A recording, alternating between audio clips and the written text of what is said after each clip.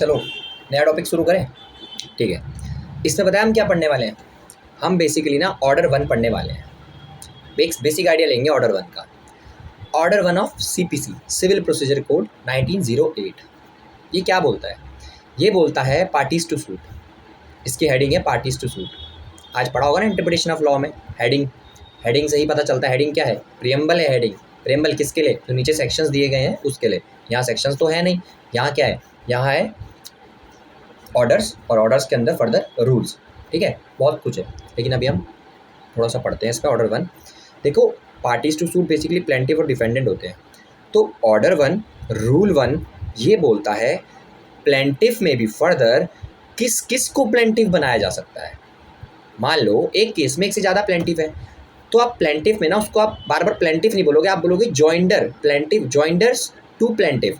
मतलब प्लेंटिफ के तौर पे एज अ जॉइंडर आप ज्वाइन करा सकते हो उनको। ठीक है, किसको करा सकते हो? उस व्यक्ति को करा सकते हो जिसका एक एक्ट, एक ट्रांजैक्शन या फिर सीरीज ऑफ एक्ट या सीरीज ऑफ ट्रांजैक्शन से, है ना, इनकी वजह से कोई मतलब कॉज ऑफ एक्शन अराइज हुआ हो, है ना, और उसका इन चीज़ों से राइट टू रिलीफ बन रहा हो अगेंस्ट डिफेंडेंट। डिफेंडेंट को बताने की जरूरत नहीं है, तो आप समझदार है ना, जिसके अगेंस्ट वाद फाइल किया जा रहा है ना, उसको बोलते हैं डिफेंडेंट। तो देखो अब एक्ट्स और सीरीज ऑफ एक्ट से क्या है। एक एक्ट है, यानी मतलब मान लो कि किसी ने ना आपके चाकू मार दिया, है ना, आप बच गए, तो अटेम्प्ट टू मर्डर एक सीरीज में एक एक्ट था ये, है ना। अटेम्प्ट टू मर्डर का आप उसके अगर आप केस फाइल करोगे अटेम्प्ट टू मर्डर की, क्योंकि आप बच गए ना, है ना, तो एक एक्ट था। लेकिन मान लो इसी से हम क्या करते हैं, सीरीज ऑफ एक्ट्स कैसे है हुआ, सीरीज ऑफ ट्रांजेक्शन। मान लो आप हो बायर, मैं हूँ सेलर। आपने आज मुझको बोला 1 लाख रुपए का मुझसे सामान खरीदा, पैसे दे दिए आज ही एडवांस। मैंने कहा 10,000 रुपये का आज ले जाओ, 50 का कल बेचता हूँ, 30 का परसों भेजूंगा, 80, 90 और 10 का भेजूंगा उसके अगले दिन। ठीक है, अब क्या होगा ना, मैंने क्या करा, 10,000 रुपये का सामान दे दिया आपको, कल नहीं भेजा 50,000 रुपये का, तो सीरीज चलती जा रही ना। एक एक्ट हुआ, दूसरा एक्ट हुआ, एक ही कॉन्ट्रैक्ट तो एक ही हुआ ना, पूरा सेल, कॉन्ट्रैक्ट ऑफ सेल हुआ, है ना। लेकिन अभी सामान जब तक नहीं दिया तो ये सीरीज ऑफ ट्रांजेक्शन हो रही ना। फिर परसों दिया, तरसों वाला छोड़ दिया, जो ये बीच का मैंने गोली कर दिया। तो अब आपके पास क्या है, ये सीरीज ऑफ ट्रांजेक्शन हुई हैं। अब 2 कॉज ऑफ एक्शन है, एक पहला जो कल को मैंने नहीं दिया 50,000 का, और एक बीच में दे दिया फिर 10 का, उसके बाद नहीं दिया। इस तरीके से आप इसको अंडरस्टैंड करो। ठीक है, ये सीरीज ऑफ एक्शन। अब और बेसिकली क्या है, और एक कंडीशन और है साथ में, दोनों कंडीशन फुलफिल होनी चाहिए। या तो किसी प्लेंटिफ का राइट टू रिलीफ बन रहा हो, बेसिकली किसी पर्सन का राइट टू रिलीफ बन रहा हो एक एक्ट से या सीरीज ऑफ एक्ट से, एक ट्रांजेक्शन से या सीरीज ऑफ ट्रांजेक्शन से। और अगर ये व्यक्ति अलग अलग अगर सूट को फाइल करते उस पर्टिकुलर डिफेंडेंट के अगेंस्ट में, इस पर्टिकुलर कॉज ऑफ एक्शन को लेकर, तो भी जो क्वेश्चन निकलता, क्वेश्चन ऑफ फैक्ट निकलता, क्वेश्चन मैटर ऑफ फैक्ट निकलता डिसाइड करते समय, तो सेम निकलता। तब ये एक ही केस में क्या कर सकते, क्यों बड़ा ना टाइम, क्यों वेस्ट करना कोर्ट का, अलग अलग एक ही डिफेंडेंट के अगेंस्ट अलग अलग केस फाइल करके। जज को सहूलियत हो जाएगी, थोड़ा सा कोर्ट को सहूलियत हो जाएगी। स्टेट का तो राइट है कि पेंडेंसी खत्म हो, केस को जल्दी जल्दी सॉल्व किया जाए, क्योंकि स्टेट खर्चा लगता है यार, स्टेट का, समझ रहे हो ना, स्टेट का टाइम वेस्ट हो रहा है। बेसिकली बहुत सारे केसेस हैं, इंपॉर्टेंट केसेस हैं, वो पेंडिंग पड़े हैं, इनको आपके पर्सनल मैटर थोड़ी सुल जाएंगे। तो यहाँ पर बेसिकली क्या है, जॉइंडर बना सकते हो आप। ठीक है, ऑर्डर 1 रूल 1। ऑर्डर 1 रूल 2 क्या बोलता है, अगर कोर्ट को लगता है कि ये जो जॉइंडर बन रहे हैं, अब मान लो अलग अलग जगह से थे जॉइंडर, ये जॉइंडर को अगर हम सबको मतलब मौका देंगे ना, एक सूट में हम ज़्यादा टाइम देंगे, तो कोई जॉइंडर इस सूट को, ट्रायल को एम्बेरस कर सकता है, यानी कि ख़राब कर सकता है या फिर डिले कर सकता है इसमें। तो वो क्या कहेगा, या तो वो कहेगा आप खुद से हर ऑप्शन दे देगा इलेक्ट करने को हर एक प्लेंटिफ को, जॉइंडर को, कि आप क्या करो, अलग अलग कर लो ट्रायल, आप आ जाओ, अभी उनको बाद में देख लेंगे, जब उनको आना होगा उनको छोड़ो, उनकी वजह से आपकी सुनवाई क्यों रुके, है ना। और एक है ऑर्डर भी कर सकता है कि भैया आपकी सुनवाई कल है, आप कल आ जाओ, उसको परसों बोल दिया, उसको तरसों बोल दिया, आप क्योंकि लेट कर रहे हो, आपकी वजह से हम इसकी सुनवाई तो करेंगे आज, सिंपल सी बात है, प्लेंटिफ की सुन लेंगे। ठीक है, अब ऑर्डर 1 रूल 2 पढ़ लिया। ऑर्डर 1 रूल 3 बोलता है, जो हमने ऑर्डर 1 पढ़ा ना, प्लेंटिफ पे जॉइंडर कौन बन सकता है, सिमिलरली ऑर्डर 3 में डिफेंडेंट में जॉइंडर कौन बन सकता है, यानी जिसके अगेंस्ट केस हो रहा है, तो कितनों के अगेंस्ट हम एक साथ ही उनको ज्वाइन करा सकते हैं। तो भाई जब किसी एक्ट या सीरीज से रिलीफ अवेलेबल हो रहा हो, राइट टू रिलीफ अवेलेबल हो रहा हो किसी पर्सन के अगेंस्ट, तो जितनों के अगेंस्ट वो राइट टू रिलीफ अवेलेबल हो रहा हो ना प्लेंटिफ को, वो उतनों को जॉइंडर बना सकता है एज अ डिफेंडेंट। ठीक है, डिफेंडर बना सकता है, मतलब जॉइंडर के तौर पे बना सकता है, ठीक है। अब सिमिलर समझ गए होंगे आप, है ना। उल्टा है बस, यहाँ पे क्या हो रहा है, उधर राइट टू रिलीफ जिसको मिल रहा था उनकी बात हो रही थी, यहाँ पे राइट टू रिलीफ जिसके अगेंस्ट मिल रहा है उनकी बात हो रही है। ज्वाइन करा सकते हो, उतने डिफेंडर बना सकते हो। ए वर्सेस ABC, वहाँ पे था ABC वर्सेस ए को रिलेट करो, समझ में आया तो ठीक है ना, पूछ लेना। अब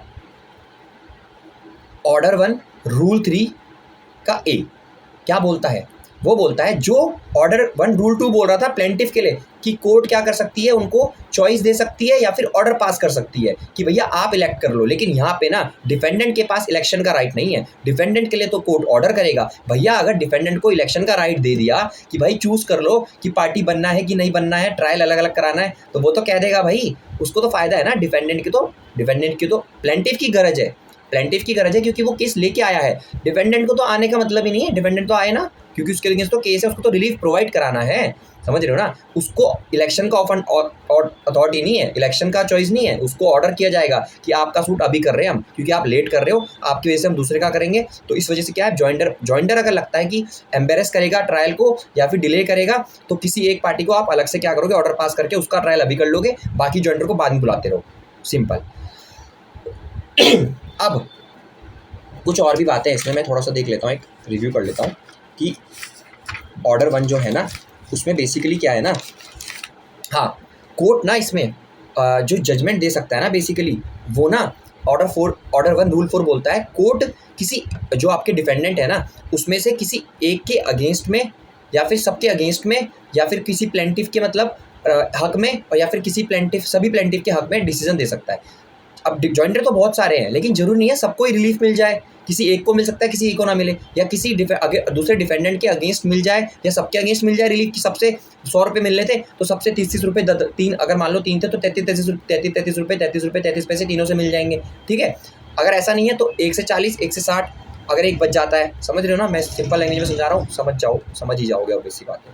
और है कि कोर्ट बेसिकली ना इसमें ना एक इंपॉर्टेंट है ऑर्डर 1 रूल 9, वो ऑर्डर 1 रूल 8 जो कि ना रिप्रेजेंटेटिव सूट की बात करता है। देखो अब मैं लाइव एग्जांपल से बताता हूँ। नीट के लिए क्या हुआ, अभी एनटीए ने एग्जाम लिया है ना, तो उसने क्या करा, गड़बड़ी करी कुछ, आपने देखा एक ही सेंटर से 10 बच्चे क्या फर्स्ट रैंक ले आए, और नीट का एग्जाम कितना 800 मार्क्स का, उसमें से 700 कुछ ऐसे मार्क्स ला रखे हैं, वो बहुत इंपॉसिबल चीज़ है, 719 पता नहीं कितने मार्क्स से, ठीक है। अब क्या है, उनमें से एक शिवानी नाम की लड़की थी जिसने क्या किया, केस फाइल किया बिहाफ ऑफ ऑल 780 स्टूडेंट्स और बिहाफ ऑफ 1500 स्टूडेंट्स, समझ रहे हो। तो ये रिप्रेजेंटेटिव सूट है। 1500 बच्चे अलग अलग केस लेके जाते हैं एनटी के अगेंस्ट, तो कितना लफड़ा होता है यार, कितना टाइम लगता, सबकी सुनवाई, डिसीजन एक ही आना है जो भी आना है। देखो आया ना 1500 बच्चों का पेपर दोबारा से कुछ ऐसा आया है, न्यूज़ देखते होंगे तो आपको आइडिया होगा, नहीं है तो आप समझ लो अभी दोबारा से एनटीए का एग्जाम कराने की बात करी जा रही है कि नीट का एग्जाम दोबारा से होगा। उन बच्चों का ऐसे कुछ करके आ रहा है कि कुछ वहाँ पे वैलिडेशन नहीं हुआ था, है ना। तो देखो अब करंट से हमने कनेक्ट कर दिया ना, तो यहाँ पे ये क्या देता है, रिप्रेजेंटेटिव सूट की बात करता है कि कोर्ट क्या कर सकती है, या तो आप खुद जाके, जैसे शिवानी गई कोर्ट के पास, उसने कही रिक्वेस्ट, सर हमको ना मौका दो कि हम एनटीए के खिलाफ एक केस डालना चाह रहे हैं जिसमें मैं लड़ूंगी और यहाँ पे नाम सबके लिख दिए जाएंगे कि ये बच्चे थे, 1500 बच्चे, इनका नाम भी आ जाएगा, लेकिन जो लीड करूँगी वो मैं करूँगा, मतलब मेरे केस में शिवानी कर रही थी वहाँ पे, ठीक है। अब बेसिकली अब इसमें क्या है, ऐसे ही डिफेंडेंट के लिए कि ना सर डिफेंडेंट ना वो पार्टी भी है वो पार्टी भी है, तो ना मैं चाह रहा हूँ कि मैं सबको पार्टी बना दूँ, एनटीए भी है और मैं एनटीए के साथ साथ रिस्पॉन्सिबिलिटी एनटीए किसके अंडर में है, सरकार ने नियुक्त किया है ना, मैं सेंट्रल गवर्नमेंट के अगेंस्ट भी उसको भी पार्टी बनाना चाहता हूँ, समझ रहे हो। तो ये एक रिप्रेजेंटेटिव सूट होता है बेसिकली, है ना, इसको रिप्रेजेंटेटिव सूट बोलते हैं। ये इसके अंदर गिवन है, ये इंपॉर्टेंट क्वेश्चन है, पढ़ लेना, अच्छा है ये, है ना, पेपर में भी आया था, आपको याद हो तो इंटरनल में भी आया था ये, ठीक है।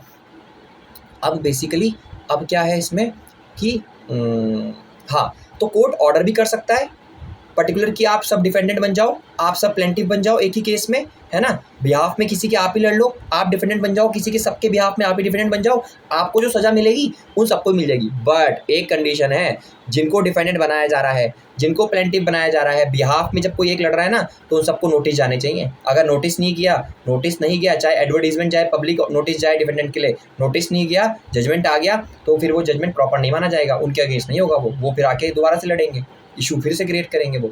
अच्छा अब देखो, चलो मैं अभी वीडियो बंद करता हूँ, मैं आपको नेक्स्ट वीडियो में थोड़ा सा मिस जॉइंडर बताऊंगा, वो इंपॉर्टेंट है क्योंकि, ठीक है ना, जॉइंडर मिस जॉइंडर 10 मिनट हो गए हैं, मैं दूसरी वीडियो बनाऊंगा।